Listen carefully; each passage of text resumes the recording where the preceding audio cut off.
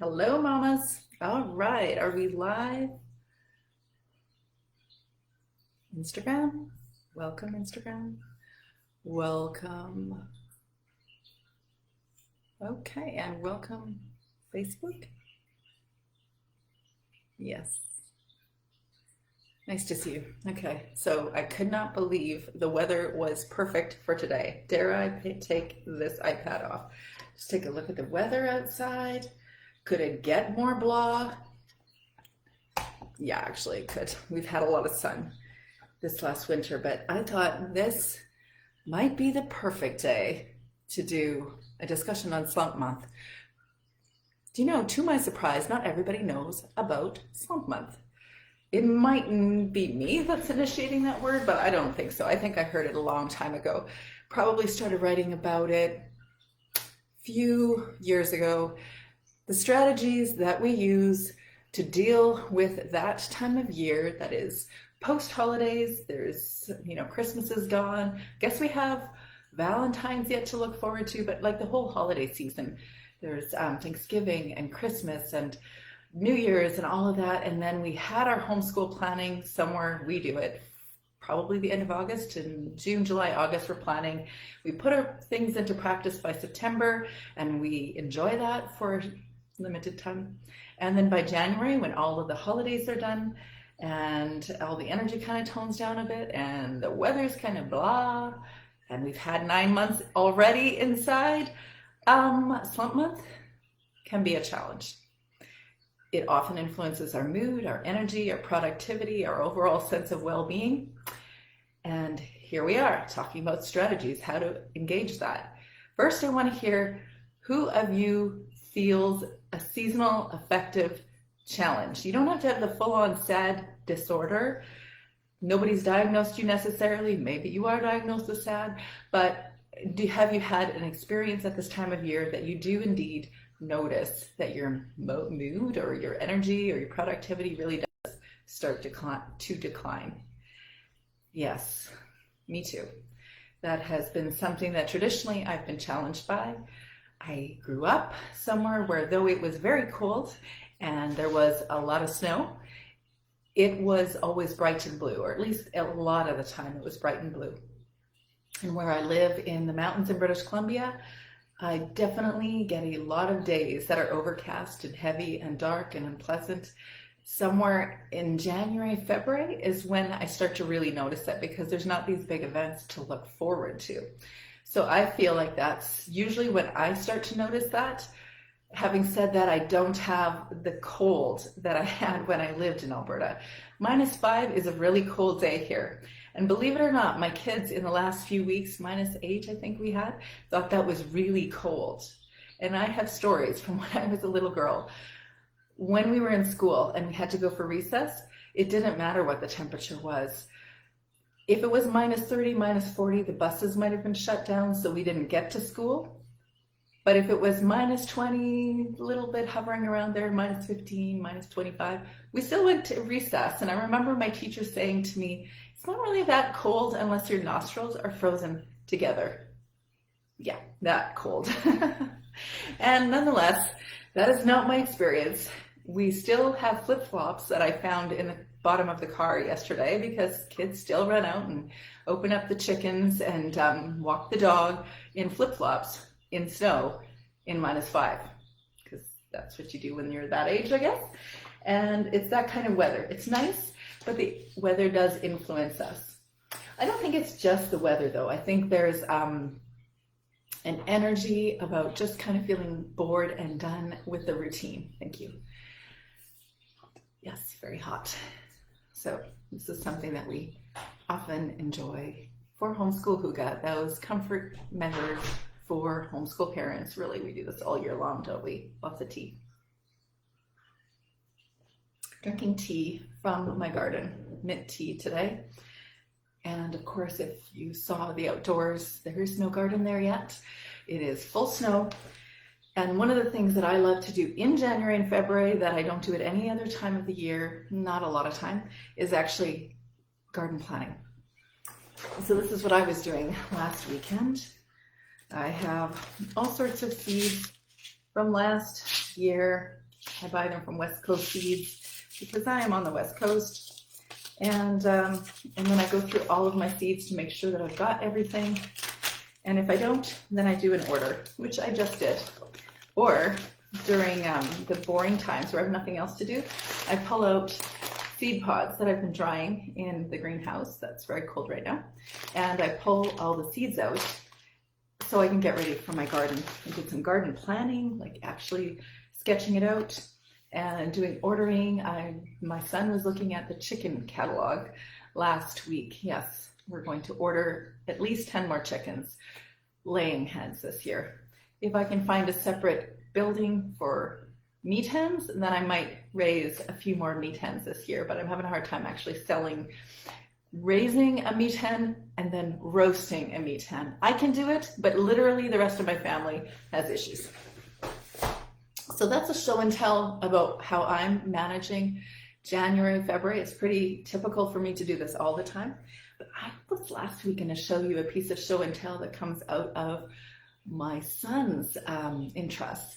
And when he heard that I had planned on doing this, he's an interesting character because he's not extroverted. He's a huge reader, but he also has his own Instagram channel on magic tricks, and he's very good at performing, and he's very good at mechanical type things like, Legos, but also this home science kit that we picked up, which he said, I call it a windmill because it was originally intended as a windmill, except he turned it into a fan with his Lego stuff and some batteries and these things.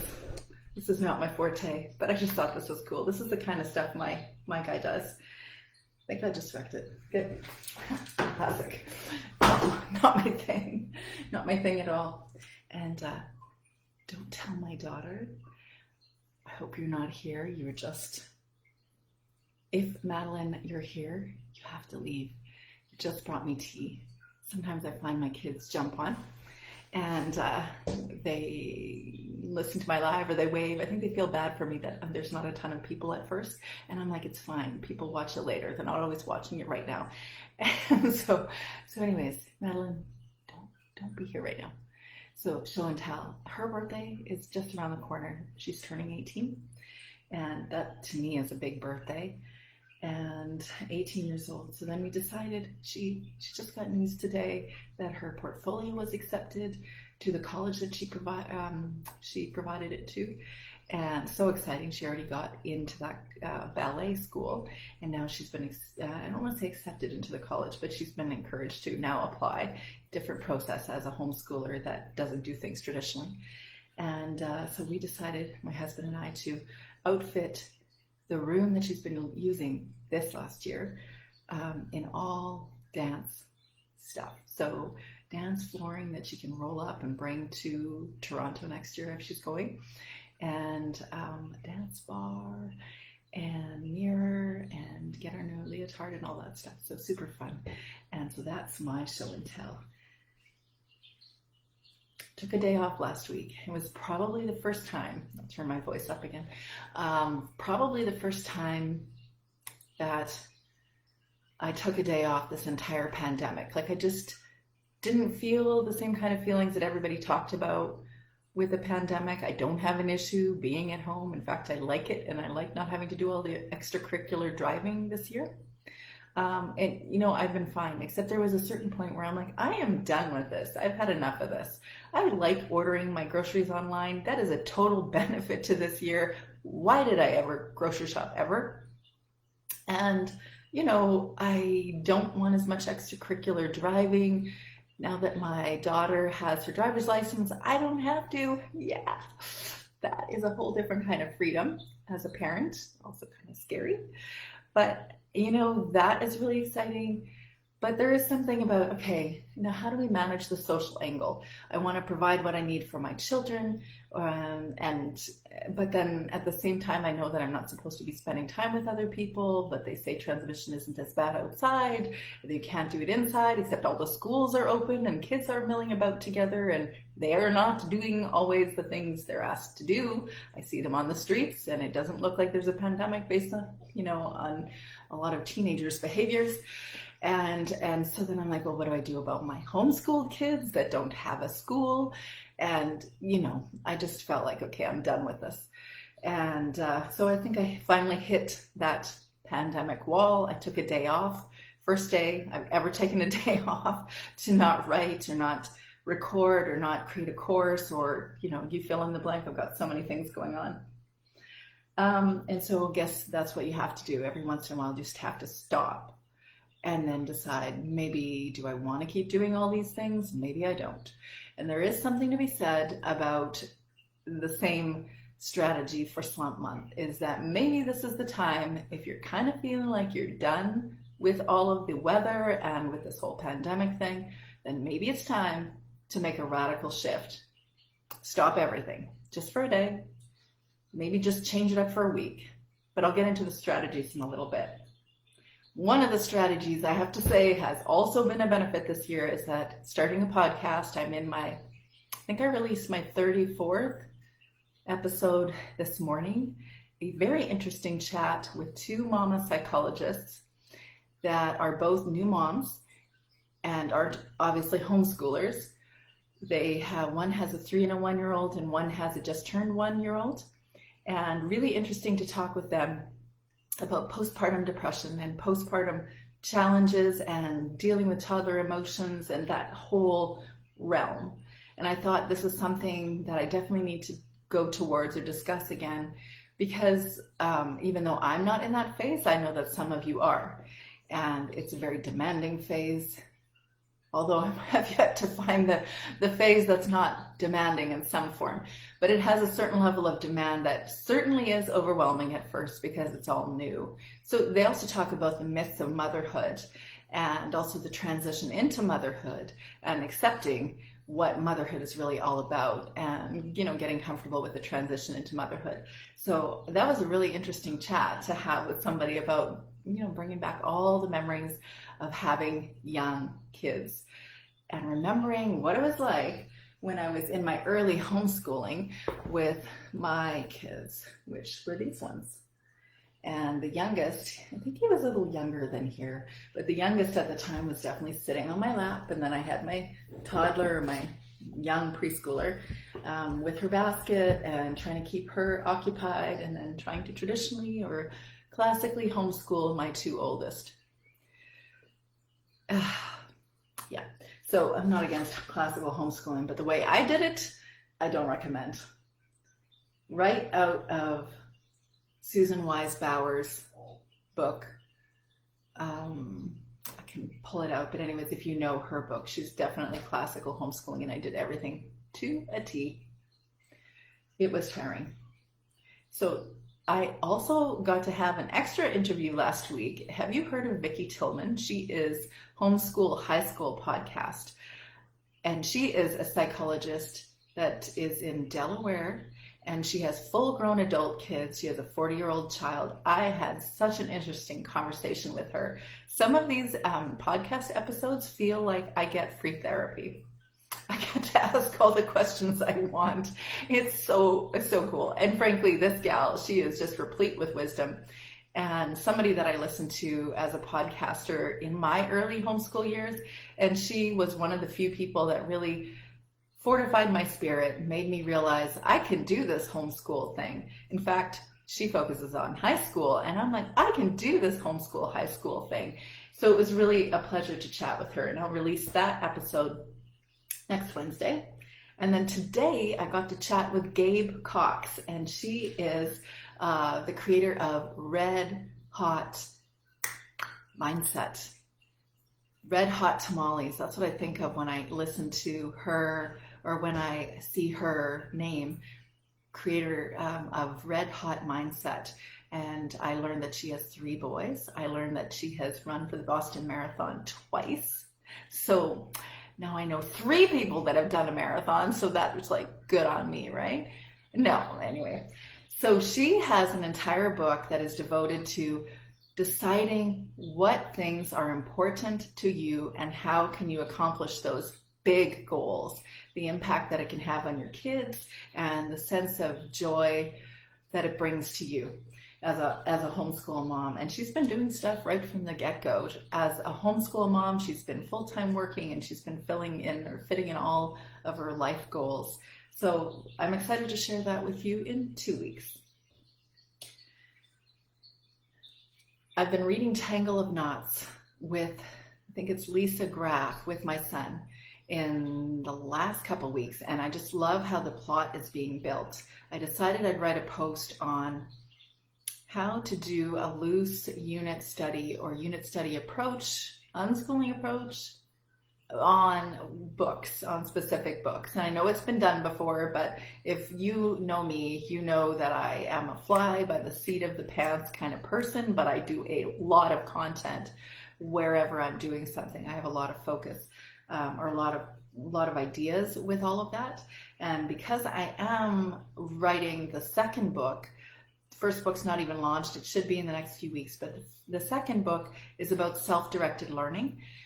But the focus of that book is an encouragement to the homeschool mom that you can transition from a public school mindset into a homeschool mindset so that you can facilitate more of a self-directed education, learning to let go of your schooled notions and accepting your child, your individual child that's right in front of you, and trying to encourage an education that fits into their actual world and who they're meant to be and what they're meant to do. You know, I was going to share with you the differences between homeschooling in 2020 and the homeschooling experience in 2021. And I don't know if anybody caught that, but I'm still going to write that post because there is a whole different experience for anybody that's new to homeschooling. What was homeschooling in 2019 versus what homeschooling experiences were in 2021. Or what they are now, it's just very different. So I'm going to bring that up at some point. But I told you that I was going to talk about Slump Month and Slump Month strategies. So let's get started. And if you're here and you're watching, I'd love it if you tell me where you're from and who you're homeschooling. What kids' ages you're homeschooling, how long you've been homeschooling. Give me a sense of who I'm speaking to and if this applies to you.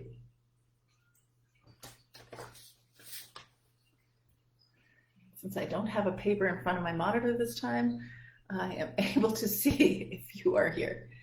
Yes, hi. Okay, yeah.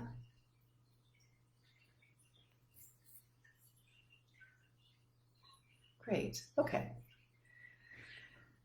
Okay, so we're going to talk about how to beat Slump Month in your homeschool.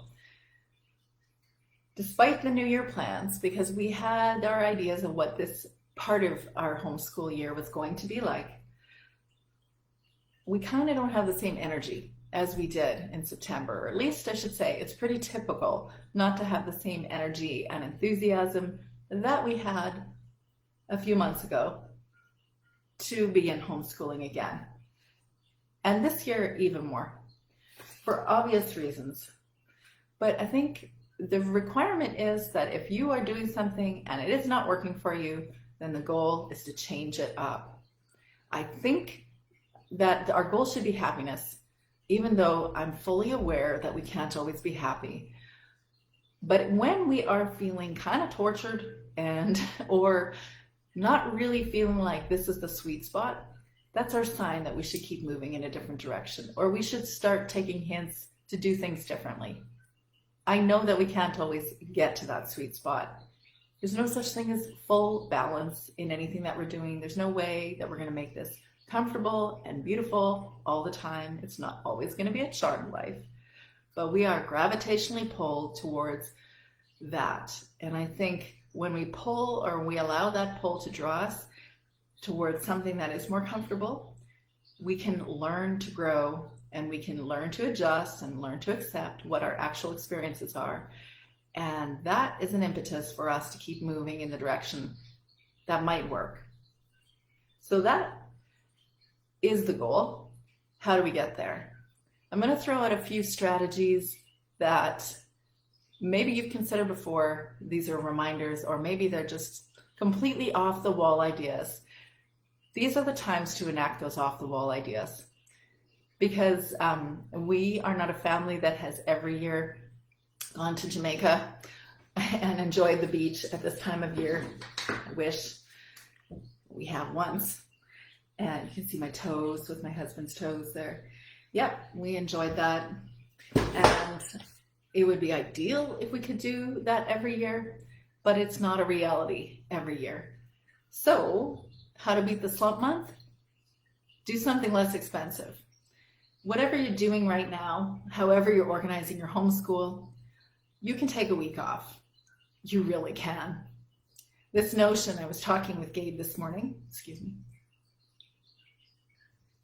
Excuse me.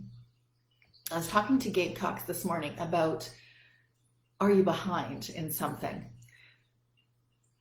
People are often worried, or homeschool families are often worried that their kids are behind in something. And rightly so, because there's a lot of peer pressure around us to do things the way that everybody else is doing. But I would suggest to you, behind what? If your goal is to follow the learning outcomes of your state or province, then fine, then maybe you are behind. But if your goal is to provide an education that really means something to your child so that they can grow up to be who they were meant to be, to find their own community to build support in and to grow in and to provide things for, and to find a way to monetize their purpose or their interest so that they can provide for themselves and their families. If that's the goal, it doesn't have to be a traditional approach to getting that goal. An education can be specific to that child. And if that be the case, then I ask, behind what? What are they behind in? And so, could you give up an activity entirely for a week? In my experience, it is valuable. You either realize after that week or after whatever period of time you've decided to come back to it with a different verve, with a different energy, or you say, yes, so that's good. I don't need to keep doing that textbook or curriculum or approach or philosophy. I can just let it go because it's not that valuable. Sometimes we just need to let things go.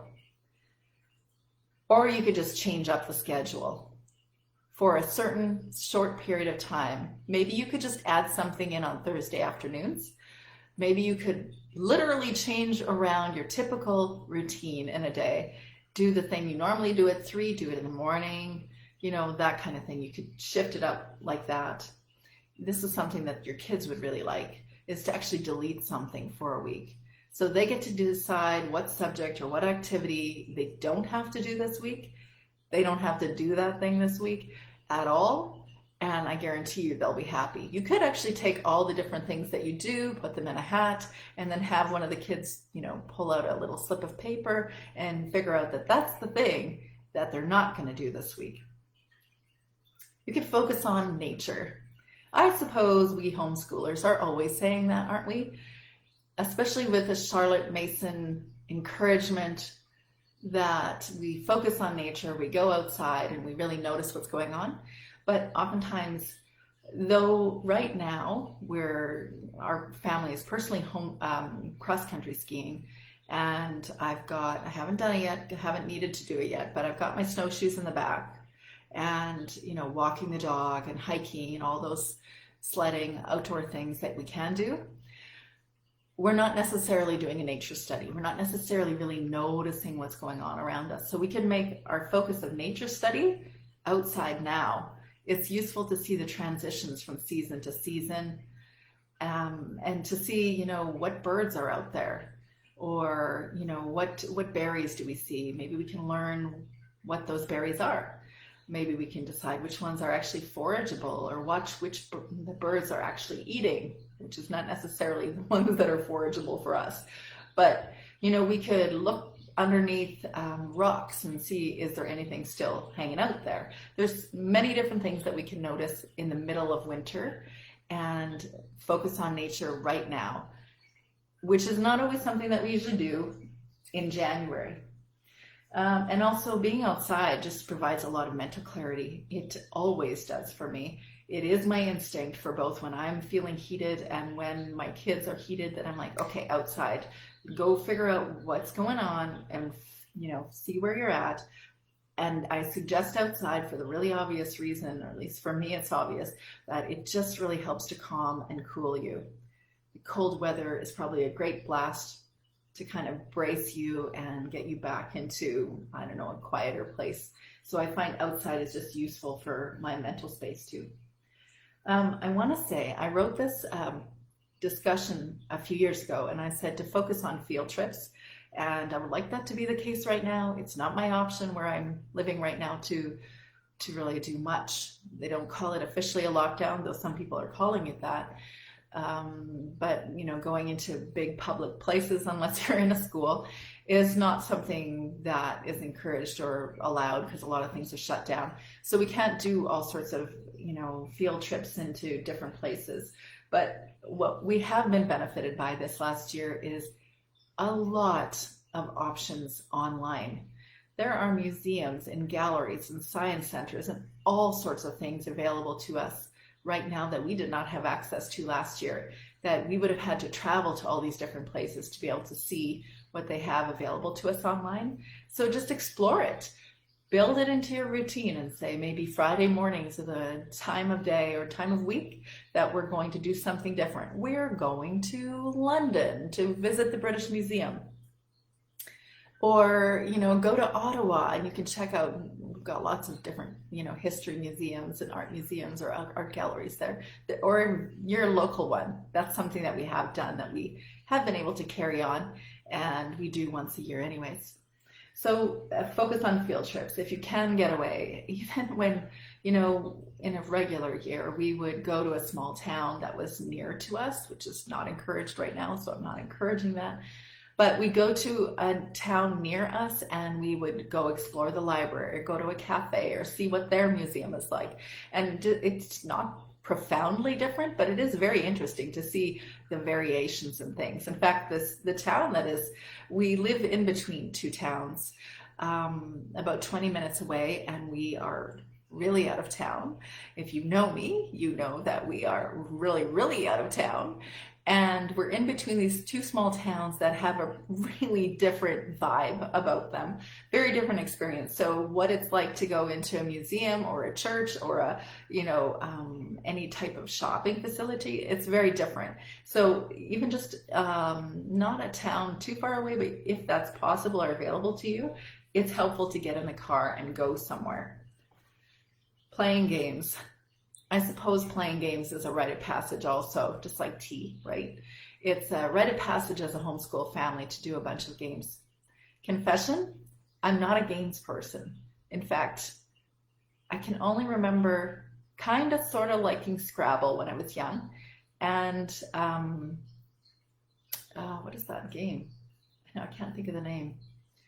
It'll come to me. Anyways, there's one other game that I liked, but I was not a games person. But as a homeschool mom, I've learned to play games. Like I was playing Settlers of Catan last week. I had no idea what was going on for about the third or fourth round. I know I played it before, but I'm like, okay, this is like loaded with clever stuff that I'm just like, this is too many directions. And I'm, of course, the only one in the family that's like that. Everybody else likes playing games, except maybe one of my girls. But everybody else likes playing games. So we like have all the games. But maybe this is the time of year where you actually pull out all the games. Or did you do that last March? But if this is the time of year to encourage you to pile them up in the great room or the family room or wherever you hang out, pile them up and play them one by one until you're done, and then put them back into the cupboard one by one when you're done. Some of those games you need a time limit on. Monopoly, I do not have 4 hours to play Monopoly. Yes, I do. Some days I could if I wanted to, and no. Or chess. I'm just really bad at chess, to the point where I'm not even asked anymore, actually. And of course, I remember hearing for a long time that homeschool parents would talk about their kids making games, and I'm like, wow, they're so smart. But if you have enough time, enough solitude, and you have a clever child or four, it turns out they play games. Like, frankly, you know, my son made a game 2 weeks ago. I don't remember what he called it, but he was incorporating like chess and Among Us, and there's 2 or 3 other games, and it was all in one board game, and he created like an entire board of it with all different directions or instructions, and I was like, okay, too much, this is overwhelming. But I just nodded my head and I kept rolling the dice and did what he said. And the others said that was actually very complicated, very clever game. So maybe you just pull out all the games, get the kids to make their own game. Play Jeopardy. Now that's a game I'll play. Fun Fridays. So for many years, we would play a game that I made myself based on a Jeopardy game, if you're familiar with that game show. And I would print just a basic Jeopardy thing from the internet that would be like, 100, 200, 300, 400, 500, and I would fill in the blanks to different categories of trivia that I already knew that the kids had been exposed to sometime in their homeschool. And like, I think I have the cards here. Nope, but I really just put trivia that they'd learned on a recipe card, 5 different questions.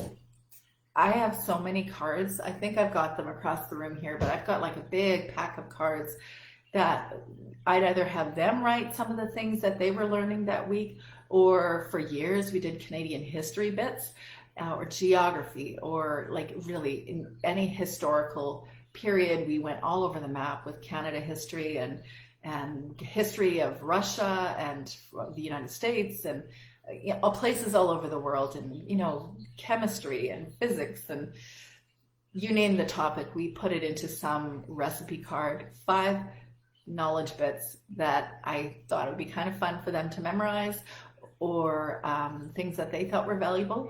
And then we would play Jeopardy just like the good old-fashioned way. Can I have Russian history for 100, please? And then they would fight.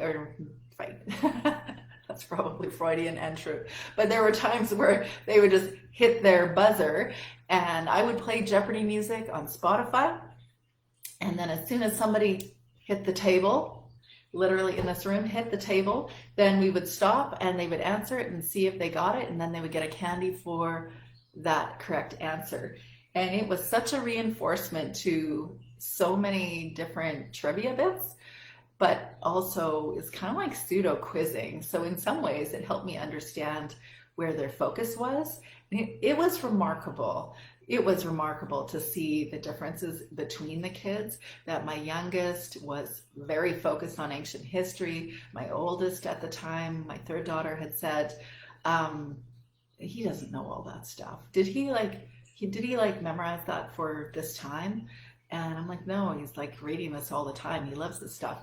And whereas she's doing the physics questions, and, my other daughter is doing, logic or math or something, but they focus in different directions. So it's actually a really useful tool to learn a little bit more about your child and how they engage things.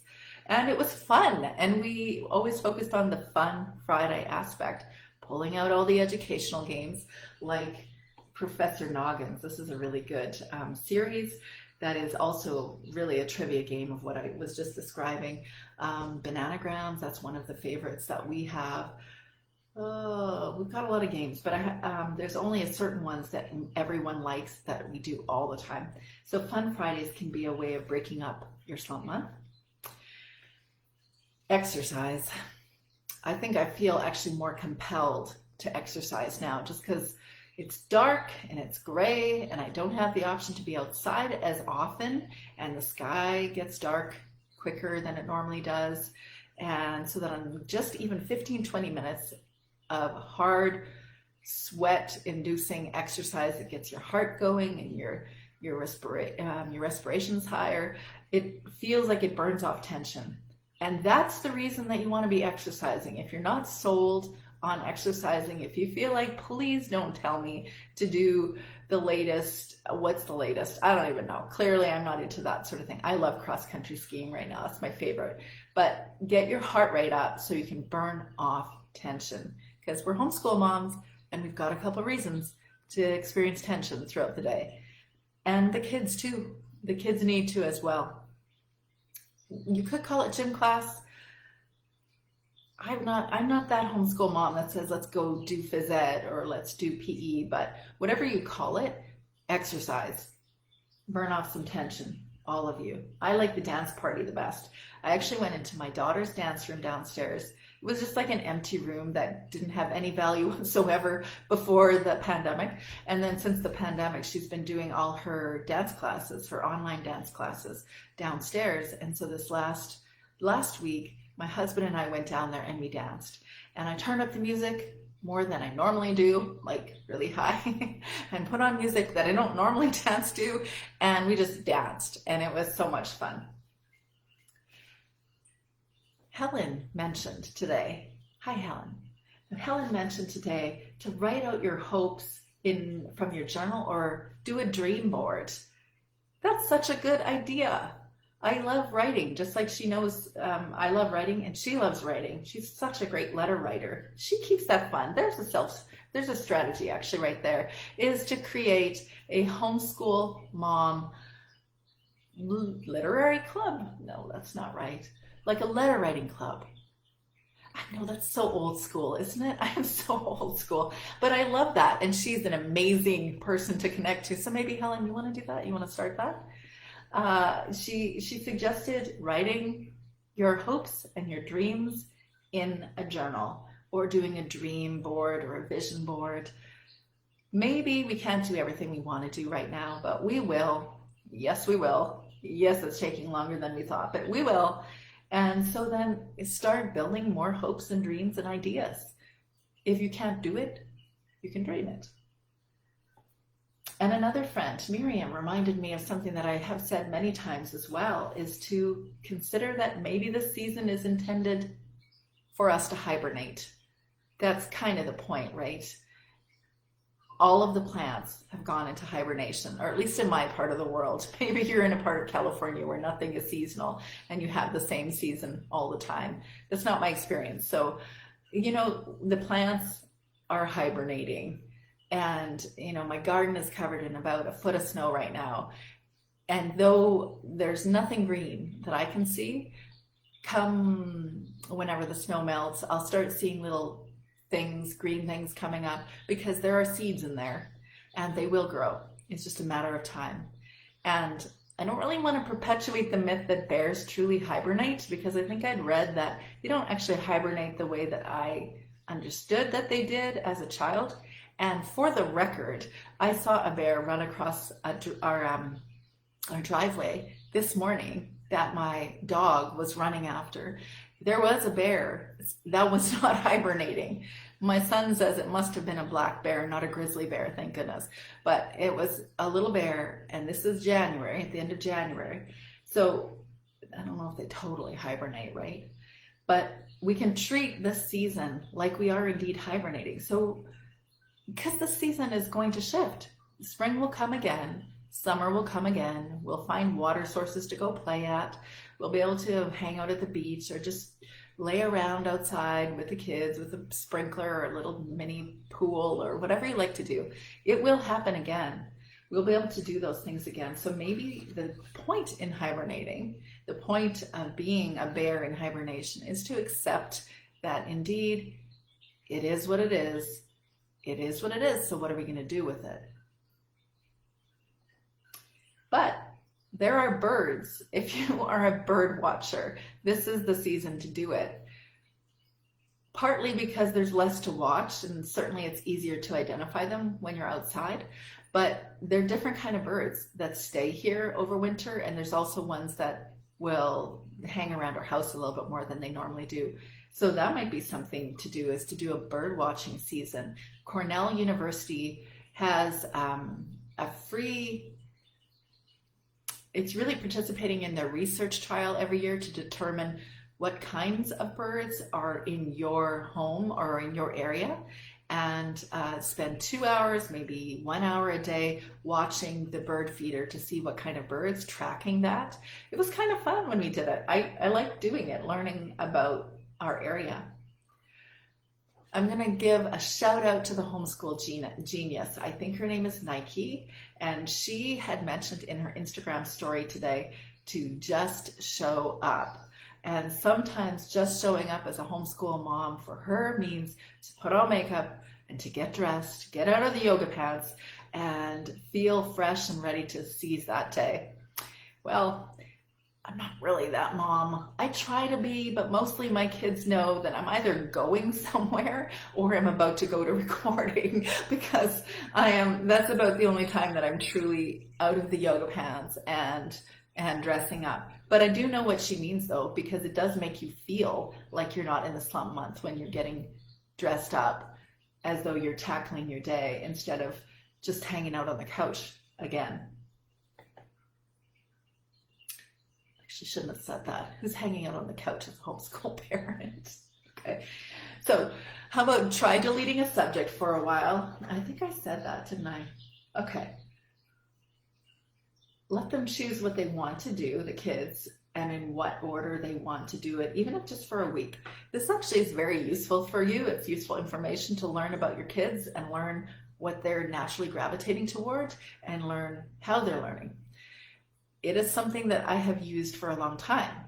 I'm not a true unschooler, I've learned, because I'm not entirely like, I don't know, everybody has a different interpretation, but I have screen limits and they aren't during the day unless there's a reason and there's something that they're researching, or there's some agreed upon documentary, or they need to do something on Khan Academy or math antics or, whatever. And also, I still expect them to be pursuing some sort of learning opportunities throughout the day. And yet, I don't follow provincial learning outcomes. I don't follow somebody that is similar to my child's age is doing this, so therefore my child has to be doing it. I'm not that mom anymore. And I very much want to follow their interests. So if they're really impassioned, like about aquarium fish, if you can hear the buzz in the background, that is my son's aquarium. Then if he pursues an interest in learning about aquarium fish and the snails that are eating the algae, or all the different things that are cleaning up the aquarium tank, and what kinds of driftwood are appropriate for the aquarium, and what kind of water he needs for that aquarium, or, all that stuff, that's science, and I go with that.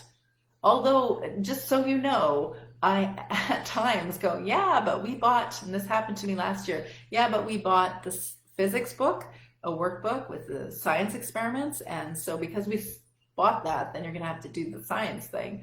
And that's science. Oh, wait, you know what? Aquarium stuff is science too. I have to check myself at times and say, okay, wait, is this learning opportunity? So because I approach it that way most of the time, I might be telling you to let them choose what to do in what order. Truth is, I do that all the time. And yet, I know that that is a very challenging thing to do if you're in the earlier years of homeschooling, or if you have this idea of it has to be in a certain way. And but I encourage you to do it because there's a lot of freedom that way. You could take science to the park. This is just, if you're not full of snow and there's not a foot of snow on your playground equipment, there's so many ways that you could actually incorporate physics ideas in a playground. And I'm not really your girl to explain all that detail, but if you head over to Home Science Tools, or you head over to some, there's so many different YouTube science stuff out there, you will discover that physics is right underneath your nose, and it is at the playground, and it's both a way to burn off tension for the kids and hang out outside, and also to do some science. And that, on the science thought, you could encourage the writing aspect as well by saying, hey, you want to do research on a specific topic. Maybe you come up with the idea of what science topic you're interested in. I'll help you find the resources to research it, and then you can write up a report on that. Is that something that your kids would be interested in doing? Of course, this is fun. This one was super fun when the kids were younger, is we do a station day where we put things around the house in different places. Maybe the iPad would have Duolingo, and everybody could do a station for 15 minutes. There would be like iPad Duolingo for 15 minutes. There might be slime being made for chemistry experiment in the kitchen. We'd have a bananagram station using weekly spelling lists. in the dining room. We would, how did I do that? We do math games at the dining room table. There's all sorts of different ways to do that. Somehow I ended up with a Vietnamese Duolingo notification. I don't know why. I don't speak Vietnamese. I love their beef pho. That's my favorite soup if I'm sick and if you have leftover beef bones, but I don't know why I was learning about Vietnamese. But it could be a fun way to incorporate the entire house and maybe do a variety of different subjects. Naturally, you know about Netflix documentaries and Knowledge Network and History Channel and Curiosity Stream. Have you met Curiosity Stream? They have some really solid documentaries and they're short and pretty much can find any topic, and it's very inexpensive streaming online. And if you can incorporate maybe an hour or two in one time of the week, where that's what you do is just documentaries, pull out some popcorn and watch some documentaries. It's also a great way to feel like you actually went somewhere and traveled to a different part of the world. My son and I are enjoying, it's not a documentary, it's a show on Netflix. The creator of Everybody Loves Raymond. Madeline, do you remember where that was? What his name is? To remember that, but it is something like somebody, now I'm gonna have to write this in later, but you know, it's a food consumption analysis or review show in a half-hour bit, and he's a really funny guy, and he goes all over the world and discovers new foods and introduces us to real people, and it's a pretty cool show. If we could, I would encourage you to join a homeschool co-op. That this would be the ideal time to do it.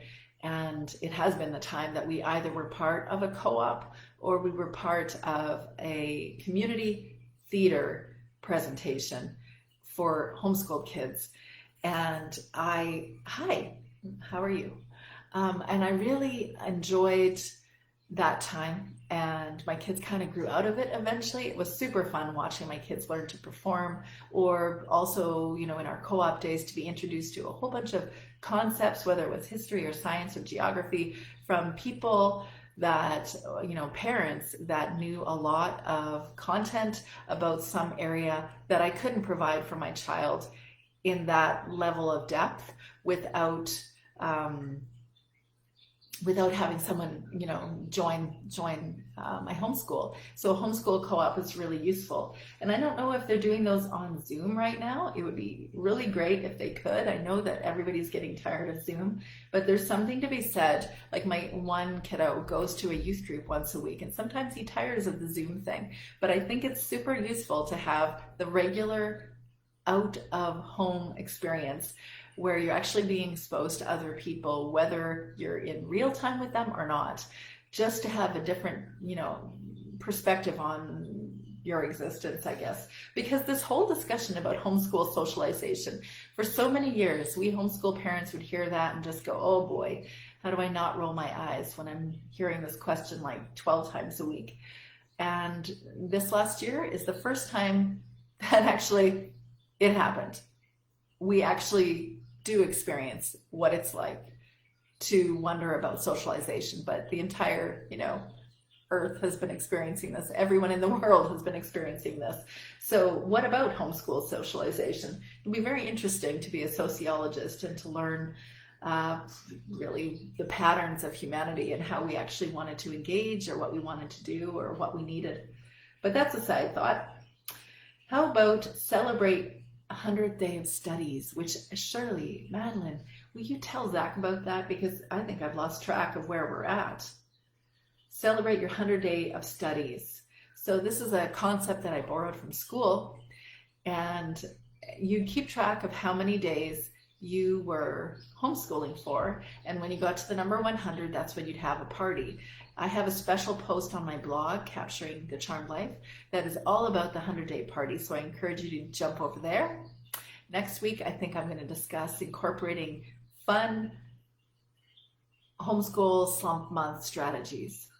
Fun ones that are just related to how kids would engage and what kids would want to do. Practical by Default has had an Instagram story this morning that was talking about decluttering and the value of decluttering, if only for 15 minutes a day. So I was thinking we could actually create a challenge on my Facebook page, Homeschool Mama Support Group, where we actually spend 15 minutes a day decluttering a zone. Because I don't know about you, but by this point of the year, I am thinking about spring cleaning. Not just because we have a lot of spiders living with us, but because we have been living in this house indoors so long that we really need to freshen it up a bit. So, and get rid of stuff. So declutter challenge, just 15 minutes a day. Homeschool Mama Book Club.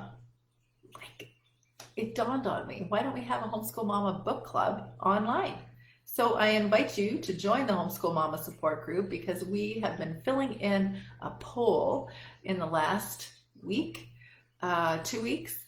What's the best day and time to do a Homeschool Mama book club? That would be a fun way to use this slump month time to actually get to know other homeschool moms across Canada, to get to know different people, and at the same time be able to do something that's mentally stimulating. And I'm thinking maybe a book that we're reading aloud with our kids we can talk about, a book that we are reading on our own, and maybe as a group we can read a book together and discuss that book.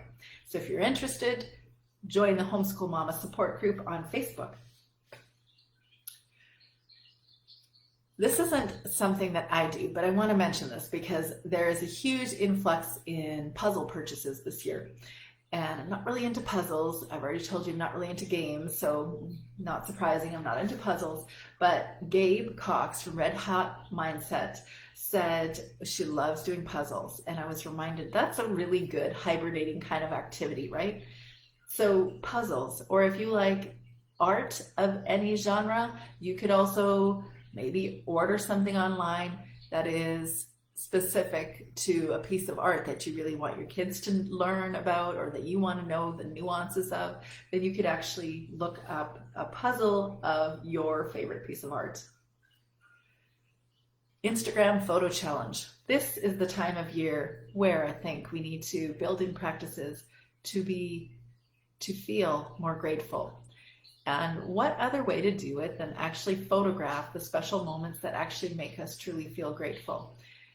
I get to share those with you, and I do that on the regular basis. I think that's why we should actually do things like Instagram pages, so that we can highlight the things that are favorable, because I think this year has taught all of us that just because the Instagram feed is pretty doesn't mean that there isn't some serious background noise going on in our lives, and we can't avoid that no matter what. But why not highlight the things that we really love and are grateful for in our homeschools?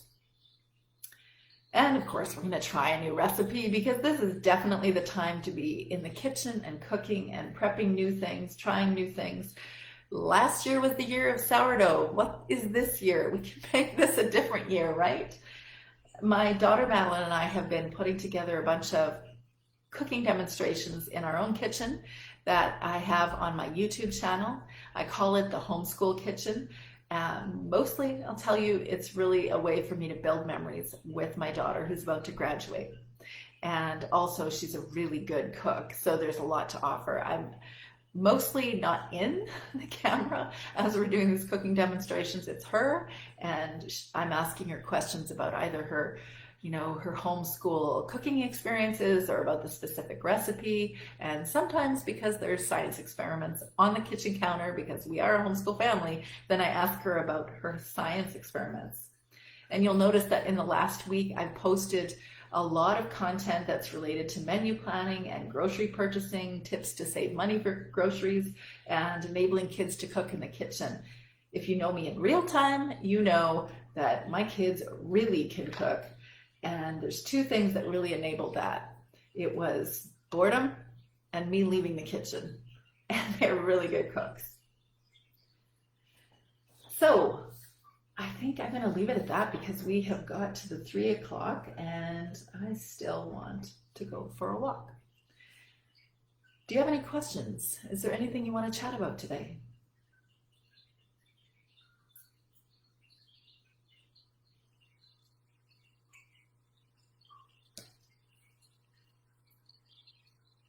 If you leave any comments down below, then I'll make sure to interact with you and chat. I'm happy to answer questions.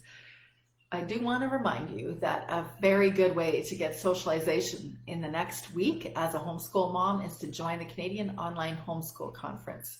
Not only are you going to be meeting a ton of homeschool leaders across our country for 7 days, February 3rd until, that's Monday, until Sunday, but it's free this entire next week. And the schedule, you can find my affiliate link on in my Instagram page, in the link in the bio there, and you can see it pinned to the top of my page on Facebook, but it's free. So you can check out the schedule, decide when you want to show up and listen. There is a lot going on. Lisa Marie Fletcher has done so much behind the scenes and will also be in front of the screen next week. And it is worth it. It's a really, really great way to meet new people across the country and also to get a lot of really good encouragement and tips and support about your homeschool experience this year. She's also got a few topics scheduled in the evenings that are intended as a time just to come and chat together of specific topics with very significant leaders in the homeschool world in Canada right now. So it's worth your time. And even the Facebook page is hopping from, last year I noticed it was hopping, and not in part because I was also chatting a lot. But I love meeting new homeschoolers. And this year, there's a couple more. There's a lot more. So I welcome you all, and please join us because it's going to be a lot of fun next week. So I'm going to close then, and I just want to wish you really peace, and I wish for you that you can turn all your homeschool challenges into your homeschool charms. So have a good week.